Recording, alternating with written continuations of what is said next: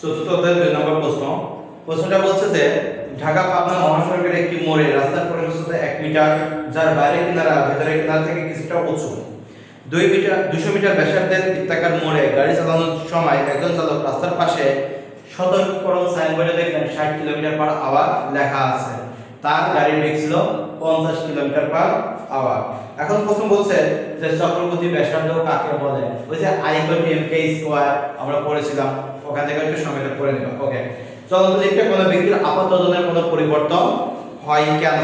আসলে চলন্ত লিফট কি, যখন লিফট উপরের দিকে ওঠে তখন কি হয়ে যায়? জি এর বিরুদ্ধে ওঠে, আর জি এর বিরুদ্ধে উঠলে তখন লিফটের ত্বরণ আর অভিকর্ষজ ত্বরণ দুটো যোগ হয়ে যায়, যার কারণে আপাত ত্বরণ নরমালি বেড়ে যায়। এই কারণে বস্তুর ওজন বেড়ে যায়। আর যদি নিচের দিকে নামে তাহলে লিফটের ত্বরণ আর অভিকর্ষজ ত্বরণের দিকে যায়, এই কারণে আপাত ত্বরণ কিছুটা কমে যায়। আর আপাত ত্বরণ কমে যাওয়ার কারণে বস্তুর ওজনও হ্রাস পায়। উপরের দিকে উঠলে g+a, নিচের দিকে নামলে g-a। ওকে, এরপরে কি বলছে? উদ্দীপকের তথ্য মতে উক্ত মোড়ের বাঙ্কিং কোণ নির্ণয় করো। তাহলে বাঙ্কিং কোণ যখন আমরা নির্ণয় করব, আমাদের এখানে দেখি কি কি দেওয়া আছে।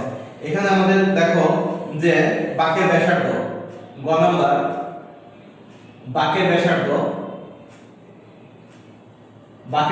r দেওয়া আছে 200 মিটার।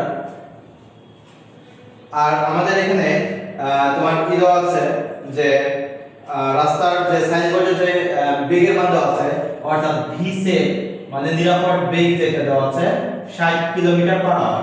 তো 60 কিলোমিটার/আওয়ার কে মিটার/সেকেন্ড করতে হলে আমি জানি কি করতে হবে, 60 গুণন 1000 ভাগ 3600, এত মিটার/সেকেন্ড। এই বেগে তাকে যেতে হবে, এটা হচ্ছে নিরাপদ বেগ। তার মানে 60 × 1000,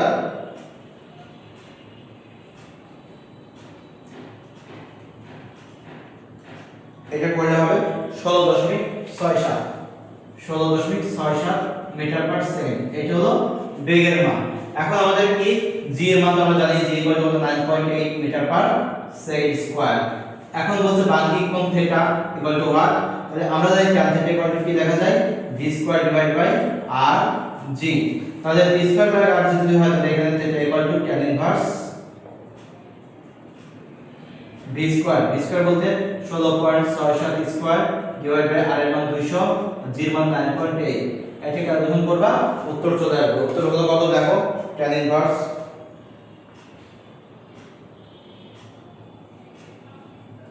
v² ভাগ rg 8.06 ডিগ্রি। তার মানে বাঙ্কিং কোণ 8.06 ডিগ্রি। এখন বলছে যে ঘ নম্বর প্রশ্ন, উদ্দীপকের তথ্য মতে গাড়ি চালালে চালক নিরাপদে মোড় নিতে পারবে কি না।